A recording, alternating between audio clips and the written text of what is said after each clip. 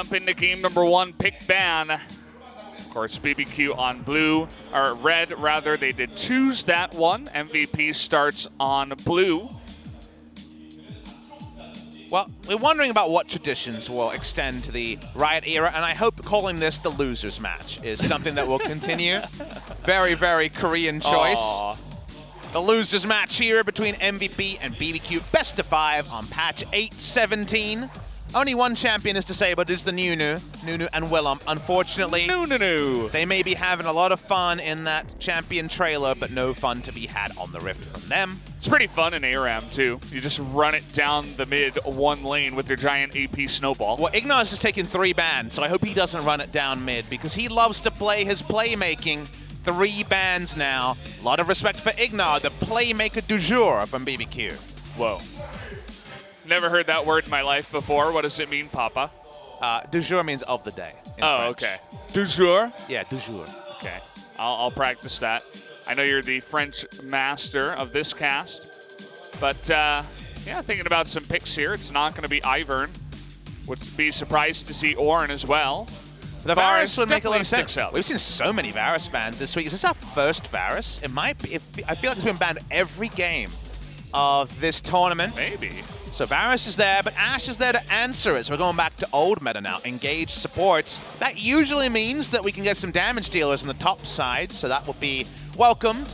We didn't mention this in the of the 4 points, but the other big thing to remember is that MVP always beats BBQ. Even back in the day when it was the promotion tournament, everyone hyped about ESC ever finally making it to the LCK. They lost to MVP in the grand finals of that challenger final as well.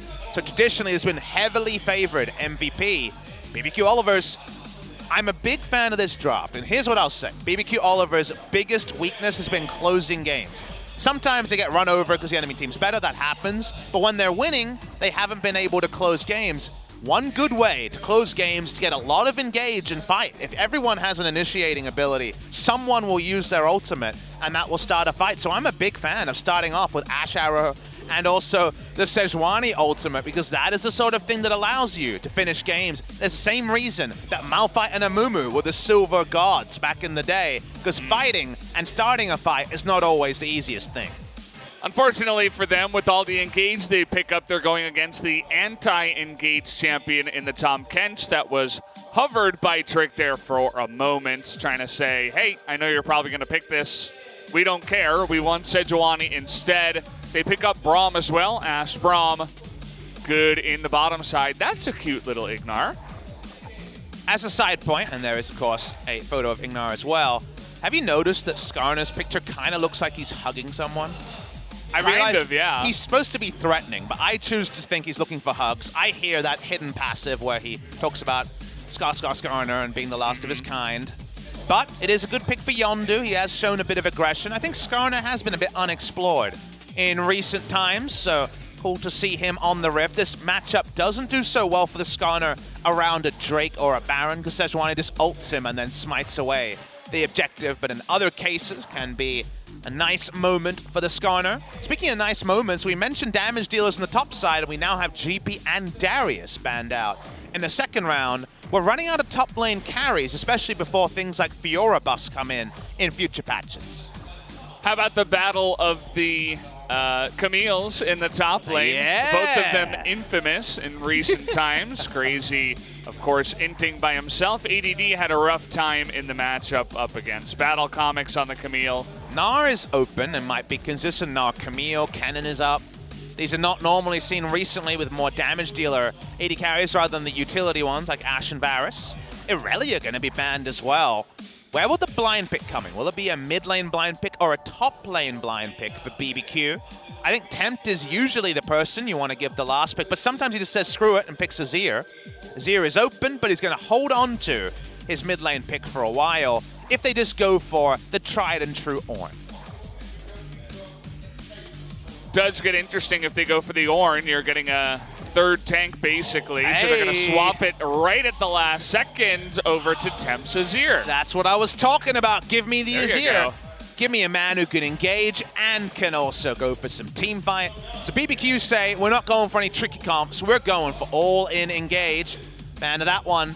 MVP have plenty of Engage themselves. How about more? What happens when 10 Engage champions hit the Rift? We'll find out, hopefully. I like that. I like that idea, at least. Vel'Koz. He doesn't really engage, but it is a good matchup into the Azir. He does damage. True, and it's the That's matchup. something I know. He also sees the Emperor's Divide and says, I'm going to ult you now, and doesn't get disengaged by it. So definitely the sort of matchup where if Tempto engages, goes all in, you can actually find a good lane against the Vel'Koz. But previous to that, you get poked out. We'll see if it's the Glacial Augment Vel'Koz that's been played around the world. Cool. From over in the LPL was the first one I saw do it, and they saw the Ornn flashed, and they say, we also need a lot of initiation. I'm a big fan of Ornn Skarner because it creates general disarray for the right suppression to be applied by the Skarner. And now we just want to see the final pick here from BBQ. Here's always a question that the answer's been no to a lot in the second round robin, but yes to in the first round robin. Is it safe to play the Mundo? Up against the Ornn, I suppose so. You'll got to wait a little bit. Obviously, Skarner early game, especially after 6, can have some, good ganks up in the top side, especially if Crazy does push in with all of the CC that Ornn has alongside all of the CC that the Skarner has. You can definitely put 2 and 2 together, or just 1 and 1 together for the 2-on-1 gank in the top side. But still, you look at the side of BBQ, you were talking about it before, the Ashe Arrow, the Sejuani, they have a couple of their own tools to make these fights happen. Very difficult for this game to be stalled too much just because there's so many ultimates that one missing due to a misexecution should just be the invitation for the enemy team to throw 3 back. So hopefully, once the early farming is over, there could be a lot of action. Excited about how this one can go. Both junglers have had better days than their matches against Battle Comics and also Damwon Gaming. Yondu especially. We kind of need to send out an RSVP and hope to see the return of the guy who looked so promising when he first came into the LCK. Yeah, definitely had a bit of a struggling time here when we saw him going up against Battle Comics, but hoping that all changes around. He's up against Trick this time on Fleek. We were talking about him from Battle Comics, second on the ladder right now in Challenger. Definitely one of the up-and-coming top junglers here in Korea. Maybe he'll have a little bit of an easier time against Trick's more passive Sejuani on his own Skarner. Feels like MVP with 1 or 2 items will have the lead, but great options for BBQ with that Mundo scaling. Let's just load into it. Could be a short series, could be a really long one. You never know with MVP and BBQ. Should be a fun one regardless. Let's jump into game number 1, MVP versus BBQ.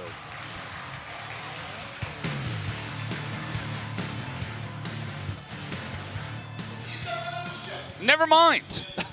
Put that water bottle away. No, you poured it all over your iPad. I know. Oh, no. You can't see your notes. And this is how we begin the podcast. No, it looks like we have a pause, guys. Not sure what the reasoning is. Tempt is really frustrated. He was going to get to play Azir. It gets banned against him a lot, so I'm sure he was really hyped to finally play some Azir. But the Azir will be averted for now.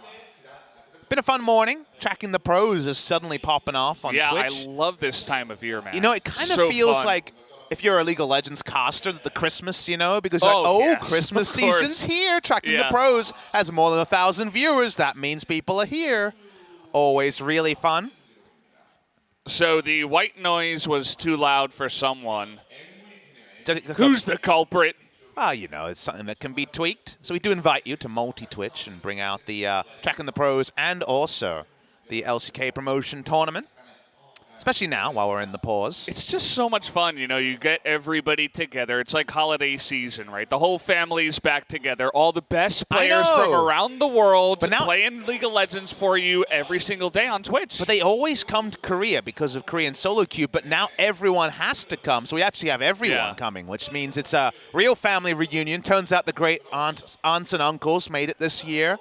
Everyone is around. You get those fun moments where ambition doesn't carry Sneaky to a victory, and you just have all those things, the sentences that sound like just people being hopeful for a game that would never happen just become reality. Was watching KT have a lot of fun. Turns out Score is training his Camille, maybe inspired by OnFleek, being on point with that in earlier days. Hey, you get a couple early ganks, things are going to go well for you. on Jungle Camille. But I was watching a game. There were 6 Afrika Freaks players in the same game. I don't even know how that's possible. I mean, usually there's 10 because they just play internal scrims all the time. But this was just solo queue. There were 5 of them on the same team. I think it was like Summit and Jelly were in there as well, you know, some of the subs. And then on the other team, there was 1. I think it was only Tucson on the other team, which is really sad for him, playing with 4 randos against, you know, a big combination of his entire team. But, you know, don't you have that feeling where, you know, on Tracking the Pros where you vote for which game you want to watch? Yeah. If it's like 19 minutes in and it's like super stacked team versus no team, the super stacked team almost always loses. That's what I find. They almost always lose. If you get 3 or 4 KT members in the same team, they lose. I assume it's just, you know, everyone's having a fun too time. much fun. Yeah. Flaming each other on comms. That's just how it goes. Yeah. But, yep, Tracking the Pro is going to be fun. We're going to need something, right? After tomorrow, there's going to be no other Korean League of Legends professional play to watch. You know what the other really fun part is? Seeing the, you know, the big streamers that are on big teams at the same time. So like Sneaky comes over, Double Lift, right? And they're all playing, and they're playing with Koreans that like to interact with him with their not so great English, but it's always so much fun. Did you say interact or interact? Int. Okay, that's interesting. No, just int. Okay. But yeah, you know, you get a bunch of really fun stuff that happens. You know, Koreans trolling them, or you know, just interacting with random D1 players. I am your fan. I am your big fan. Always really fun with that. Well, it's always a fun season here, so enjoying that. But we're going to have to interrupt the fun because I hear there might be an interactive game to be played. Oh, okay. Should be pretty interesting. I would have to agree.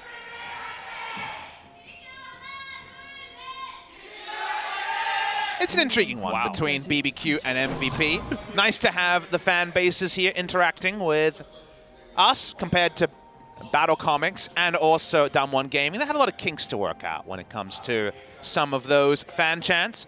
I'm a fan of Tempt, who's gone for the Easy Hoon skin, rocking the SKT Azir. You know, he's just trying to make it back into the LCK, where SKT has been for quite a long time. I know there were some people making jokes, poking fun at SKT, saying with all these new challenger teams making it up, how long is SKT going to last? Well, SKT's holding tryouts. They're looking for new players, and I'm going to hold that thought as Pilot and Max might get something going here. Actually, no, never mind. Yeah, level 1, actually, there's not as much threat as you might imagine. Being the second brush usually heralds an all-in, but not going to be seeing it that time. They had the river brush to know exactly where Ashe and Braum were. Still, everyone backs away. We got double unsealed spellbook supports. This seems to be a new thing, as we're seeing teleport carries. That, of course, has been in and out after the latest teleport nerf. We assume that with the heal being 30-second cooldown less, this, of course, the first tournament where that has been in effect. We'll be seeing a lot more of it, and we are. Just a little bit against expectation. It is going to be the supports rocking it. The AD carries getting everything. Turns out that you can try to nerf AD carries or tweak them, but they always want everything. They'll never disappear. They'll always make it back.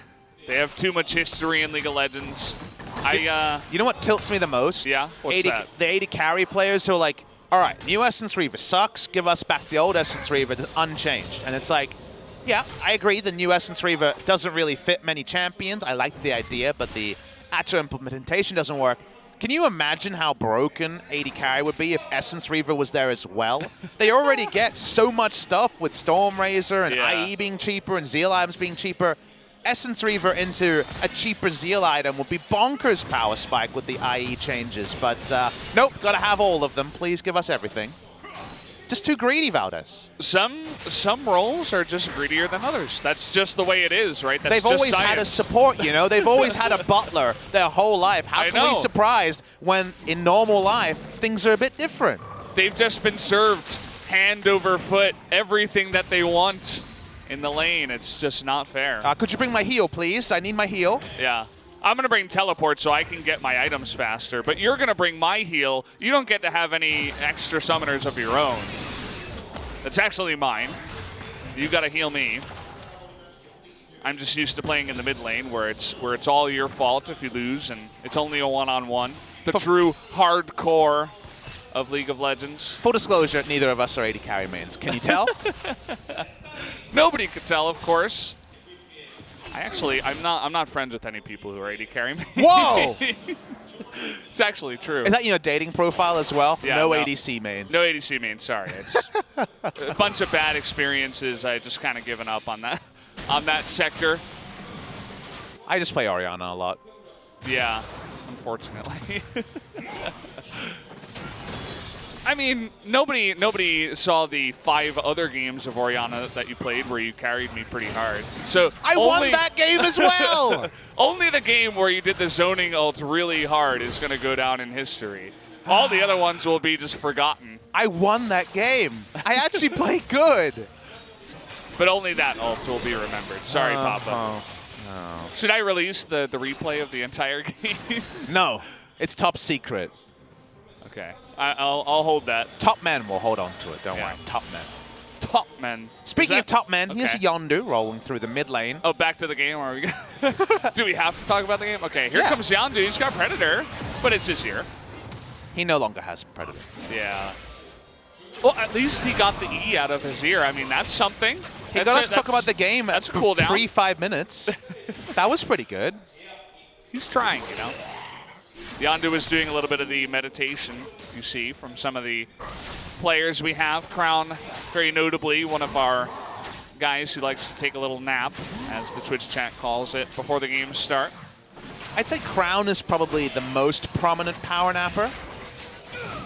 In my recollection, at least. I think so. I feel like if he's on screen pre-game, it's 85 to 90% power napping. One time he wasn't, and that was actually eerie. It was a bit conspicuous that time. But we're just farming out here.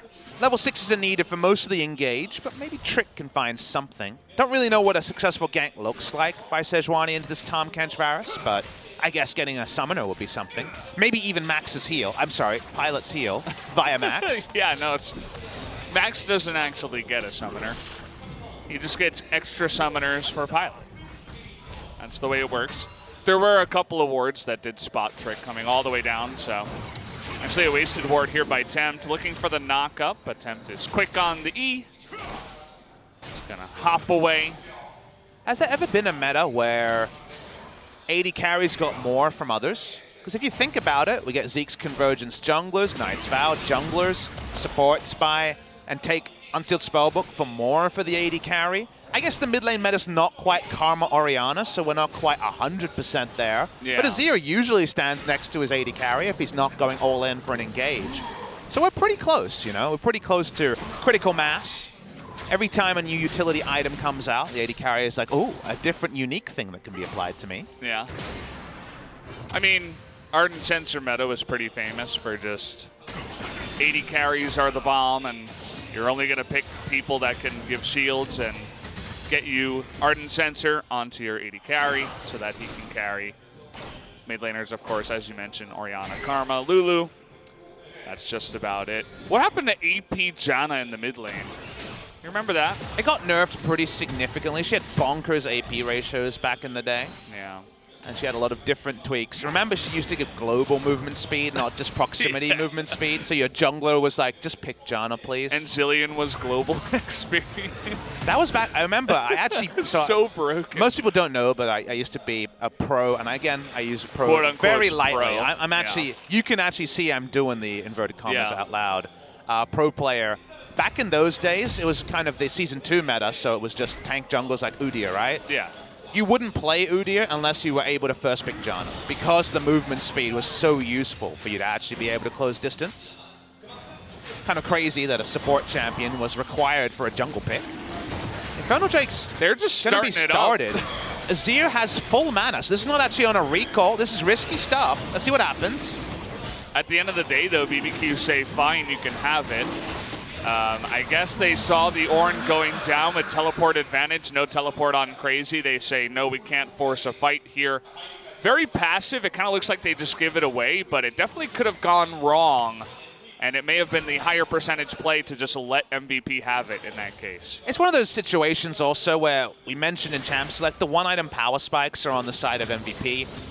The Ash Arrow, I'm not even sure if he was level 6 at the time, and anyway was pushing in. Uh-oh. Well, okay. The Ash Arrow, let's assume it hasn't been skilled up. We don't want to talk about that one. But anyway. Why? Why pick Ashe if that's what's going to happen? What was worse, my Orianna ultimate or that Ashe arrow? I mean, we talked about it before. Ghost hasn't had the most storied career here in LCK. Ignar just kind of face-palming as that just sails wide into the next game of League of Legends. Someone in a different solo queue game got hit by that, and they're very mad. I don't know what to say, guys. I just could not hold back my frustration. But, you know, he's working on it. I feel like you're in a great headspace for this best-of-5 losers match. You can tell I prepared very well for this one.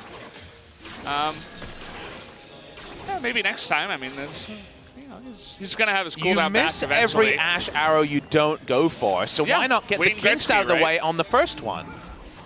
Wayne Gretzky. Exactly. I know who Wayne Gretzky is. He's the only hockey player I could name. That's the only hockey player that anybody knows in the world. But I feel like everybody knows him and everybody knows that quote, so that's at least a good thing for hockey, right? Now I kind of feel like naming names I think are hockey players. Give it a shot. Is Mario Lemieux a hockey player? Yeah, Lemieux, yeah. I mean, maybe you were saying it correctly in French. But we got the right person, right? Yeah, he's the guy. Yep. There was a Patrick or a P name also that around the same time was a big player whose name I forget the last name of. That's all I got. I'm out of hockey players. Is that it? What about... Wayne Gretzky was really famous. He was. He had a Nintendo 64 game. I know. Maybe that's the only reason why you know. You know, it's probably actually up there for reasons that I know. I am iron tier in my knowledge of hockey. I would say I'm still Wood 5 for League of Legends. Do you know any of the recent famous hockey players? I suppose not, if you don't pay attention at all. No. Do you know Crosby? No. No? Okay. Wow. I'm sorry. Ovechkin? Nope. No?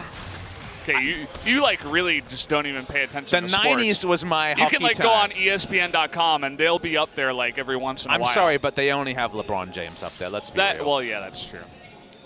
You know what that is? Biased reporting.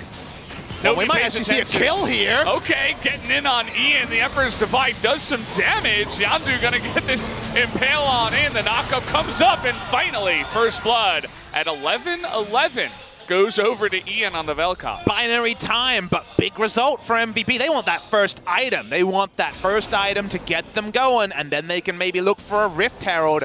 Nice moment in the video game. Ghost is holding on to his ultimate for a better time. He doesn't want to be involved in that particular moment, but MVP back away. And remember, let's talk about champion select. Everyone's an engaged champion, really, on both sides. So even though it begins with Temp sliding forward, that's actually a sick play onto Ian. While he doesn't go down, that ultimate's available from Yondu. They find their man, and more engaged to cement the kill.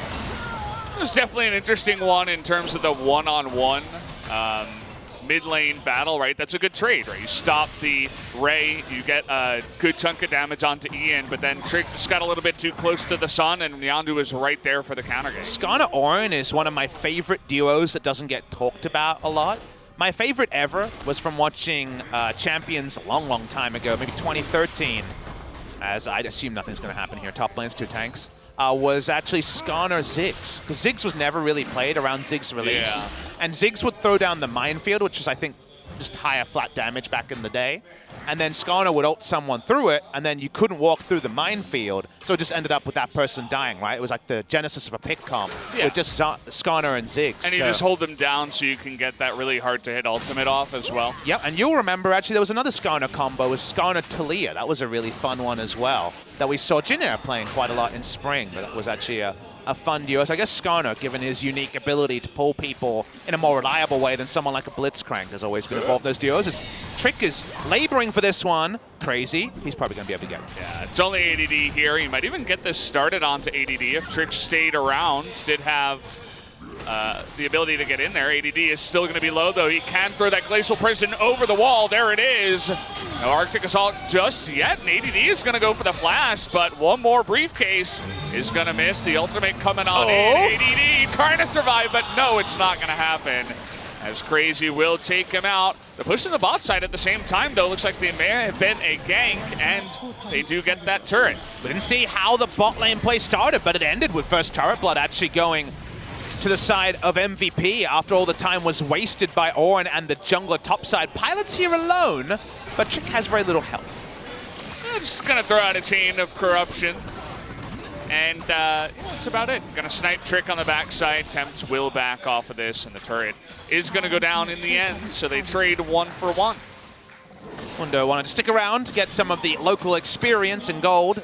Was able to get that, back away. Yondu's trying to take blue, so a bit of disarray. A lot of things happen. First instinct is that getting first turret blood is the advantage, you'd say, to MVP, and Pilot doesn't get taken down for a quite bold use of his teleport. Looking at CS values, we should note the bot side, which looked non-interactive outside of the one missed Ashe ultimate, is a 30-odd CS lead to the Varus. Varus always has that strong laning phase. Tahm Kench seems fine, even though this is post-nerf. Tahm Kench and MVP rocking a 1,400 gold lead, and maybe a Cloud Drake in the first 15 minutes. Cloud Drake gonna be pretty nice, especially for the Skarner. For everybody else, just helps them get out of dodge, I would say. It's decent for the Ornn. But yeah, just a nice Drake to get them started stacking very early on. They got that Infernal incredibly early as well, so nice Drake to get on top of it. Cloud goes over. We're gonna have to take a look at what the next Drake is as well. But we're 15 minutes in. MVP and the side of Pilot specifically have been doing a nice job in getting ahead in this one. Yondu also ahead about 30 CS. The hope here for BBQ is they have the S word, and the S word on this stream is scaling. It's been a word that I have used and criticized many, many a time. Azir Mundo up there in terms of the S word. They are super good in the late game. Do consider MVP have no Conqueror champions. Lethal Temple Varus pretty good at killing Mundo, but it takes enough time where if Mundo hits 3-4 items, he's going to have a really fun time running at Ian and Pilot. So there is definitely the 4-5 item win condition for BBQ, but already MVP have been pretty good and pretty liberal about using their engage. Whenever they feel their item timings are stronger, which one item was a time we diagnosed as being so, they can really get frisky. So MVP, they want to continue to find high tempo plays. We're talking a lot about high tempo and low tempo in the common vernacular, low tempo being a synonym for bad. The high tempo plays here are looking like they're going to be very possible for MVP, and they want to keep them rolling in the next 10 minutes. And they have a lot of their cooldowns right now. Speaking of which, the Skarner is going to face check the Sejuani, but it's a bit stronger right now as everybody's rotating to the top lane. Actually, Tempt was going up there, but now Ian's coming up, and Tempt has gone back to the mid lane, so it could turn into a 4-on-3. There's the chains of corruption. Gonna go onto the Ashe. Everything does space, but look at that damage on the back foot from Ian. Ghost and Ignar immediately have to back away. It should be another turret in the top side. Ignar used his Unbreakable really early, and it was the freest chains of corruption ever coming through for Pilot. Ian rolls over on the aforementioned one item and almost gets a double kill. That's actually a really big mistake from Ignar. He needs to be much more judicious with when he chooses to use his Unbreakable. The ult was never going to be as relevant as the Unbreakable there. They're going to lose a second turret, and MVP looking a lot more like the MVP we hoped to see a few days ago. They've got a good matchup into BBQ historically. BBQ have gone hard at the paint on the scaling, and I like to see MVP getting things going.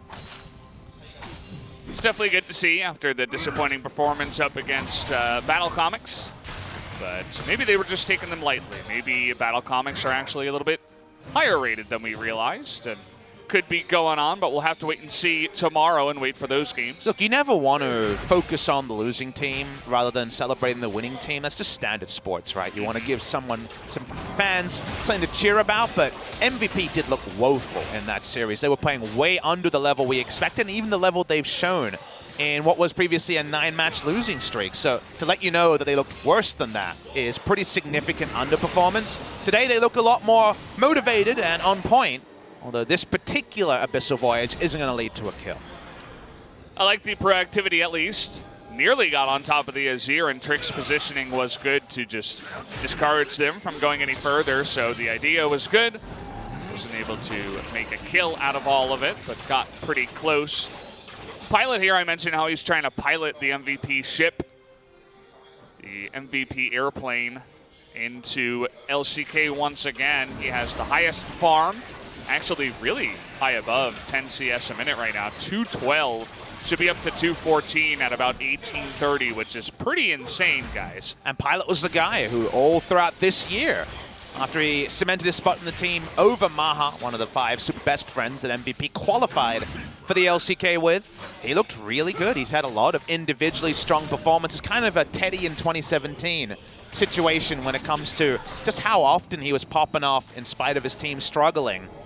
So Pilot this game, he's got his resources, he hasn't been ganked, and thus, close to the 2 items that every on-hit Varus is looking for, ready to pop off soon, and BBQ is still waiting for that scaling. Yondu in an awkward spot here. Could look to turn it around with an Impale onto Ignar, decides against it, as there were more members of BBQ there than MVP. Had the Ornn pushing in the bottom side, crazy with a nice little roam into the mid lane, trying to catch out the Skarner in the end. Here's the Skarner again, looking for Ignar this time around. Not going to go for the flash just yet. Stands beside his ally to get to safety. But I'm waiting with bated breath for the next Ashe ultimate, Brendan. When's it going to come out? We need to see Ashe pop that big crystal arrow. For now, Ghost waiting for the precise moment. It almost feels like after that first ultimate, he gave up. He's like, I'm going to play Ashe without a ultimate here, actually. He could have had more points in his Q&W. Speaking of Q&W... Here's his moment! The stun Skarner! Gonna help get the kill. Trick picks that one up as Yondu kind of greedily clearing out a ward in the enemy jungle. Went on a solo mission, and the aforementioned arrow hits. And speaking of hitting, the double knock up here, and the rest of BBQ gonna be routed. Everybody running away. Gonna be the turret and a kill onto Ignar as well. This is one of those games where the Vel'Koz damage seems to be much higher than when you or I either queue up or get to play the Vel'Koz. That was some deletion in the mid lane, not even double flat magic penetration, just the Oblivion Orb suddenly turns into a Morellonomicon. Suddenly, Crazy can't get going, get accelerated. Moments like this feel like they might be the exception as MVP start firing in the mid lane. They do use pretty much everything, though. I mean, that's 3 ultimates from Sejuani, Azir, and Ashe, and then they come mid and kind of just stand right in front of the Vel'Koz, so... They actually get corralled by nice. the Q, and then the knock-up. That actually ends up being temporary terrain that they're completely screwed over by, and the ultimate just plops them down. So creative stuff, hard to recreate, but nicely done by MVP. Yeah, you think about Trundle when you think about pillars, but actually Ornn's got a small one of his own. He doesn't like to show it as often, but... He's bashful, but man, when it comes out, it comes out big. 3,045 damage, largely just from the ultimate there, as Valdez seems to be really enjoying the joke. I was really enjoying that one. That was a fun one. It's a lot of damage. Could be the Vel'Koz carry here. Looks like maybe Pilot's just going to be the CS leader, but the rest of them... It's not the size of your pillar, it's where you position it. Exactly, it's how you use it. And honestly, I've seen a lot worse Trundle usage in terms of pillars in that fashion. We do have, unfortunately, the perennial struggling Yondu in this game. 0-7 on the Trundle in summer. He's going for something a little bit easier to play. The Skarner, you know, use your ultimate and just drag him back to your team. And the funny thing is that we do have an ease of execution draft for most of the champions here. A lot of engage, a lot of straightforward champions. That sounds like a criticism, but I am actually a true believer that in general, if there's 2 champions of the same power level and one is easier to use, 100% of the time, choose the easier to use one, because why would you add complexity if the result's the same? It's why Machine Gun Rise back in the day, we're talking about the original reworked Rise, and most of the Rises, was the way to go because it didn't have skill shots. And now he does have skill shots, but had the longer route, so you're basically guaranteed. You'd always choose that over Ahri because guess what? You're going to do the same thing every time, and that reliability allows you to make complex map movements without also thinking about skill shots. So at the end of the day, I like to see 2 teams that have been struggling to execute go for ease of execution and then try to attack maybe the root problem, which has been some poor macro on both sides. Yeah. What is the modern version of that then? Play Skarner instead of Camille? Ease of execution? Like that? Yeah. There's a really obvious one I was thinking about in a different game that I'm not thinking about right now. I guess Ornn. Ornn's really easy and really forgiving. His ultimate could miss, but it has 2 chances to do some sort of CC, so it always does something. I think Ornn is usually the one that you see when it comes to reliability. People think Cho'Gath, but Cho'Gath is a little bit more binary in lane. It might be easy in lane, but in teamfights, it's actually pretty hard to do anything with. the chance of Cho'Gath doing nothing compared to Ornn doing nothing is so different. So I'd probably say Ornn of top laners. I guess Skarner of the junglers. Mid lane might be a bit different. I'll have to think about that one a bit longer. Speaking of mid lane, MVP just walking up. Yeah, just kind of walking on in, you know. BBQ a little bit out of position here. Ignar nearly gets knocked up on the backside. If that knockup was better timed, he could have lost his life. Could have flash and stand beside me, but either way, nice little chunk of damage here by MVP. They do have the lead, and they're trying to pressure here. Malzahar for mid laners. Yeah. Lysandre too. Crown champions. Yep, low key. Okay, there is the Ray straight into Ghost's face. The insta-cleanse. Okay. Nice arrow, though, onto Yondu. Crazy getting into the back line, but he does save Pilot's life with the Devour. Crazy not going to be able to get that full engage as the rest of his team not there to truly follow up. Nice Ashe arrow there for the punishment, but unfortunately the timings and the general disengage on the side of MVP allows him to get out. Able to get that mid lane top, makes it a very long lane in mid lane. Haven't been impressed with the Baron control of either team. MVP in 2018 have been better. They don't go for the 50-50s anymore, which actually probably extends their game time rather than makes it shorter, because they would always accelerate their own or the enemy's demise around the Baron. But their setups have been a bit more reliable. They now have a long lane to work with in mid lane, so get a couple of control wards or an Ornn behind and start up the objective is now something available for MVP. Yeah, the Ornn will always be fantastic at finding targets from a distance. I love him in competitive play just for forcing out pushes, because I feel like teams will be much more inclined to go for, you know, pushes straight down a lane because they always have that zoning ultimate, at least with the Ornn. Don't necessarily have to dive with that, but you can just say, hey, we're going to push your turret and you're going to be all knocked up if you engage into us, so let us take the turret and get ahead of you, essentially, is the idea. I love to watch the best teams play something like the Jace and the teams that are struggling to play something like the Ornn. It sounds like some sort of flame, but play what you're good at. Play what you can play around. If you are a macro team that can play around priority, like a KT Rolster, please play the champions that fit that play style. But it's usually when one team goes too far either way that actually you see more of the creaks and the game quality really does suffer as a result. Well, we got some players on the side of BBQ paying their taxes. Both of the bottom laners are going to go for that. Does mean that Ghost's build is going to be very far behind Pilot's build at this point, who is already near his third item. Ignar gets caught again here, has to flash away, as it looks like he was just clearing out a ward, but unfortunately had to use that summoner. Dr. Mundo has a lot of farm this game. He's actually higher than Ghost in terms of farm. As MVP looking for the gank brush. Very nice ward. Don't know who put that one down. We'll say Ignar and give him the credit. Yeah. Nice ward there that gets you the information you need. A lot of spotting available. Notice it's double blue trinket and of course 2 hook shot charges if Ashe uses neither of them. So they have a lot of ways to spot Baron.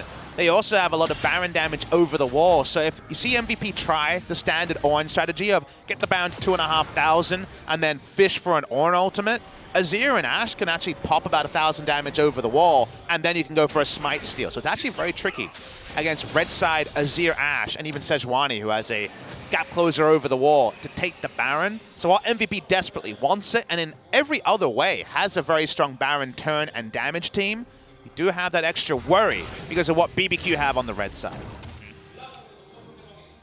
Still feel like MVP might just do it. Ghost went for the classic zoning QSS. Yeah, I like that, you know. Occasionally, you got to pull a Papa Smithy from time to time. Again, just zone out a little bit with one of your abilities or items.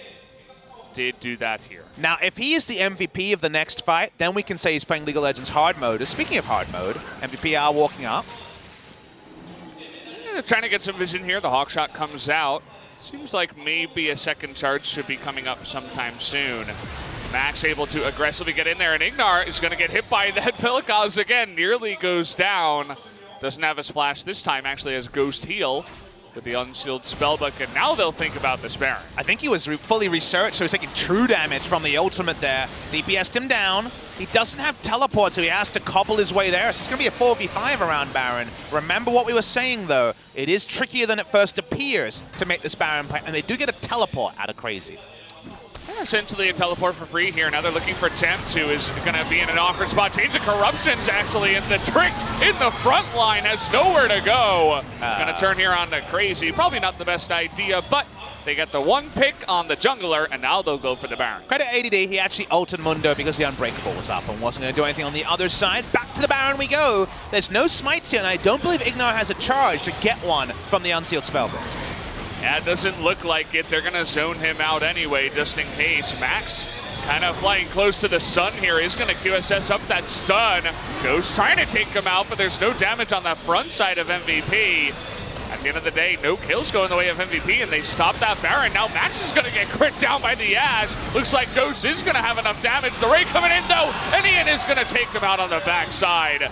Crazy does take a bit of damage on his way out, but a 1-for-1 in the trade of stopping the Baron. Not awful here for BBQ. But with complete information, we know that finishing the Baron was definitely the right call from the side of MVP. They choose not to because they're unsure about whether Ignar has a shard or not. That's another thing you can time. I feel like with Unsealed Spellbook becoming more and more common, it needs to be something that you time. You need to at least have a rough idea.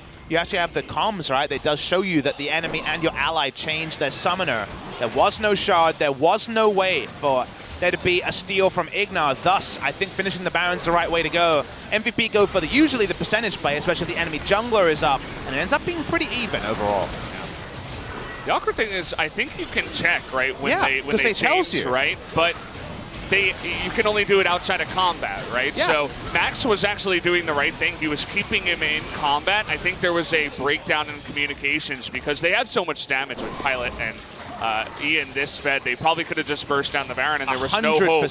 There was no hope of a smite. So the only people definitely the right choice. The only people Azir could auto were the tanks. So it's not like anyone was going to die. So at the end of the day, actually that was one of the few scenarios where 9 people are near the Baron, Unsealed Spellbooks in the game, and yet it was correct to finish the Baron. So MVP slow down the game a little bit. Notice the gold lead isn't titanic, and Mundo's now getting towards 4 items. So while it's not true lingering doubt, I still feel like MVP will close this game. At this point, I'm not sure. Gotta wait and see. The Vel'Koz is pretty on fleek today, 3-0-1, and has his death cap the last time he did go back. So it's going to be bursting people down, even the tanks, once he does get that true damage. I have an update. Ghost's QSS is available. Okay, that's important. He's going to have it, hopefully, this time for the next fight. If Ian is in some way impeded, maybe even Temp diving in needs to happen, then things will start to fall apart. Varus is strong as well, but Ian's ultimates are just making the health bars on the frontliners look silly. Pilot was actually blocking Yondu from going forward with the Predator Skarner. There weren't many targets there on the front line, but even so. Righteous Glory available as a backup Predator in this case. ADD's going for a walk, pushing up the lanes. As ADD, you don't really want to be spending time in the side lane against Mundo at this point in the game because trading farm you lose. Ornn getting items is way worse than Mundo getting items at this point in the game. And MVP start up the Baron, that's what you want to do. They have the vision, but there's going to be plenty of information to the side of BBQ. No smite on Ignar, he's gone to Barrier as AD is in the back line. Okay, no way to block it here. The double knockup comes in. Ghost, though, is not going to be knocked up. There's a huge amount of damage on ADD, and the stun comes onto Ian, in fact, into the back line. Still a lot of damage there to Ignar and Trick. They're going to have to run away, but Stoneplate Mundo, level 17, is never going to die.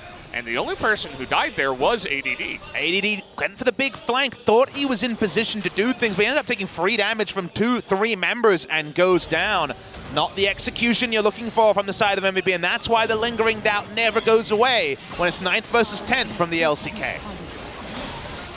That's definitely one way to put it. You still got Ornn down now for about 20 seconds, and they have so much Baron damage with the Azir and Ashe at this point in the game. They're just going to go ahead and do it. They can also ult the Skarner when he comes into contest. Speaking of Skarner, here he is. Awkward time for visual lag. Okay. Observer also taken aback by that one. 50-50. Are they going to ult this one? No, they're not, and actually it goes to the Max, who comes in and smites it. Oh boy, and now the Death Ray getting into the back line. Ian gonna take out Ignar for a second time. How about a double kill? MVP fans are ecstatic. And the shenanigans continue. Shenanigans confirmed, Valdez. I believe 2 smites were used. The smite range was bigger there. Ignar dies, wasn't able to use his smite. Let's understand this. Unfortunately, the overlay doesn't confirm what summoner was there. I saw cleanse instead of the heal, so I assume he swapped his flash out at MVP. We're going way back when to ADD's flank. Unfortunately, when you flank before your team's in position, you flank yourself. In the picture-in-picture, we get the more important information, and that's the base is being ravaged by MVP. Game won't end on this push, but it goes down. Here's an Ash Arrow. It interrupts the Abyssal Voyage, which is pretty cool, but no more. Yes, no more, unfortunately. Ghost still struggling to get some effective Ash Arrows in this game. They're just going to go ahead and take a 3rd Cloud Drake. How about that? Predator, Righteous Glory, and triple Cloud Drake to the side of Yondu. Going to have a lot of fun with that, Skarner. So let's see if this was a double side. It might have been something more innocuous, so I'm not 100% clear. Let's get the slowdown here. They go for the 50-50. Did he Q it? I think he might have Q'd it. You're dumbfounded, aren't you? How did he? I don't know. Maybe how do you bend your tongue? Wait, can we get the replay? Does anyone know if he English Q'd it to pastors death? missed it over here. I think he ate it. He licked it to death, I think. Wow. Licking the Baron. Sounds like a pretty nice death, but you know. Licking the Baron sounds like something you shouldn't do. Like, you know, when it comes to like mushrooms in the wild and stuff like that. Don't lick the Baron. Maybe licking the Baron doesn't seem like it'd be a good thing. Everybody knows you don't lick the Baron.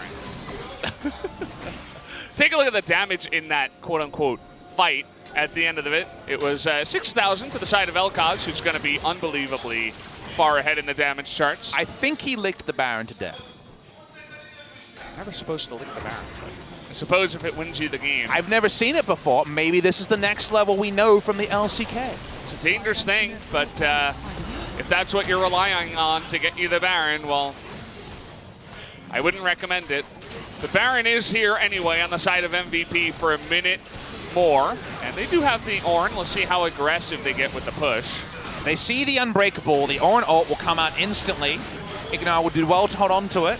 Easier said than done. Oh, Ghost gets chunked on the backside by the second half of the queue. Crazy taking free damage, but he, of course, has the full health instant recharge that Mundo is always about. MVP, ARAM, not the best against Ashe Azir, and Mundo, who can disregard damage. Let's see if they throw out an ultimate. We're waiting for one. They're doing a nice job of just chipping it away as nobody's stopping Pilot here. He does have a Tahm Kench right behind him. How about the knock-up into the Impale? See you later, Crazy. As Ian is just going to get that full charged ray straight into the front of that Mundo. Take him out through all of that health. I don't even think he got a chance to use his Stone Plate. He didn't use the ultimate either. He had no friends with him, and 5v1 at 36 minutes goes down. Ash Arrow does hit again. Accuracy been good, you have to say, from Ghost. You know, he's hitting people. That's definitely a step up from the beginning of the game. Well, they're going to go ahead and chunk out these turrets. Oh! Pilot's not done here, though. He wants to style a little bit on the backside. Unbreakable going in. Ghost trying to do his own styling. Not going to quite have the same effect, as we do have, I think, 6 kills now for the Vel'Koz. And that's going to do it, guys. Kind of what we expected. Game 1 will go to MVP. Definitely a touch of the Fiesta, but a touch of also of the old MVP flair. They were the better team over the course of this game, and yet the Baron goes a more sensible way. BBQ claim it, and they would end up winning game 1, you would imagine, or at least forcing it into a much later stage. The licking of the Baron was in fact the deadliest coming through. This Tahm Kench was not benched, and thus he made the most crucial intervention of the game. The best of 5, which could go all 5 games, judging on game number 1, starts with MVP victory, and BBQ Olivers will need to fight back. Otherwise, the match points will start stacking up quickly. Disarray here in the BBQ booth, as nothing quite went right for them in game number 1. Had a couple of moments where MVP made a couple of mistakes and they were able to capitalize, but nothing big enough to get them back into the game.